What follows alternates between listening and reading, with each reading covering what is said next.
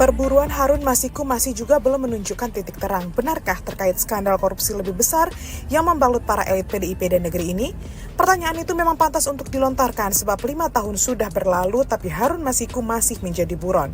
Seperti yang diwartakan oleh laman Detik X, bahkan 2 ex-penyidik KPK yang menangani kasus Harun mengatakan sukarnya peringkusan mantan politikus PDI Perjuangan ini disinyalir karena perannya membereskan kasus korupsi bantuan likuiditas Bank Indonesia atau BLBI yang diduga melibatkan Megawati Soekarno Putri. Kasus HM atau Harun Masiku itu receh banget, tapi semakin kita curiga kenapa dijaga banget. Dan kebetulan juga saya tangani BLBI kan, saya dengerin tuh rekaman Ibu Mega ngomong memberikan arahan terkait BLBI. Tapi bagus, bersih gitu, aman lah. Tapi apakah HM ini ditakutin?